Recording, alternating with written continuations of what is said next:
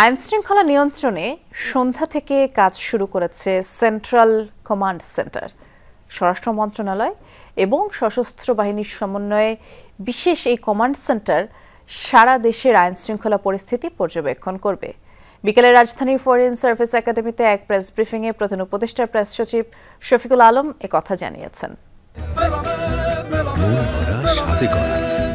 New Zealand dairy, excellence in quality.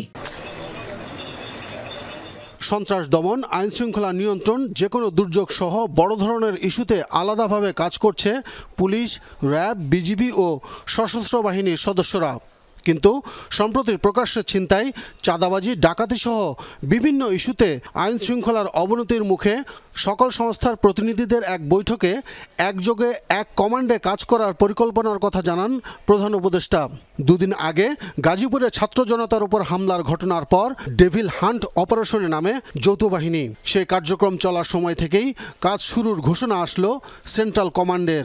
এই command সেন্টারটা এটা রোল আউট হচ্ছে, এটা তার কাজ শুরু করছে এবং এইখানে রেগুলার যেগুলো আইনশৃঙ্খলা বাহিনী যেগুলো আছে, যেগুলো হোম মিনিস্ট্রির সাথে যুক্ত, পুলিশ আছে, বিজিবি আছে, তারপরে কোস্টগার্ড আছে, র্যাব আছে, এদের বাইরে যে আরও থাকবে হচ্ছে আর্ম ফোর্সেসেরও এখানে প্রতিনিধি থাকবে।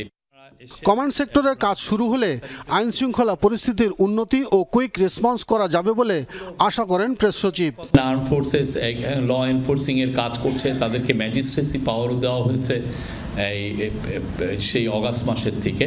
তো আমরা আশা করছি যে এর ফলে বাংলাদেশে আইন শৃঙ্খলা পরিস্থিতি আরও উন্নত হবে এবং খুব কুইক রেসপন্স করা যাবে। পুরো জায়গায় যদি দেখা যায় যে কোনো আইন শৃঙ্খলা পরিস্থিতির অবনতি হওয়ার একটা আশঙ্কা হচ্ছে, সেখানে এই কুইক রেসপন্স করবেন তারা।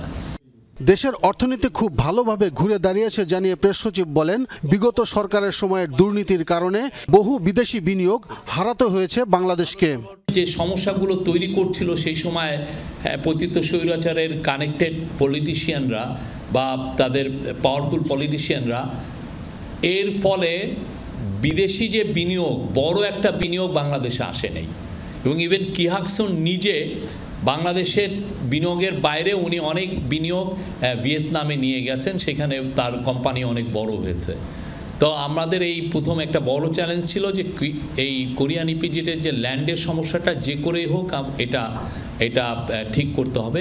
এবং একই সাথে আসছে রোজায় দ্রব্যমূল্য সহনীয় রাখতে কঠোর মনিটরিং টিমও কাজ করবে বলেও জানান শফিকুল আলম। এবং অনেক senior Bangladesh bank. Abdullah Tuhin, Jamuna news, Dhaka.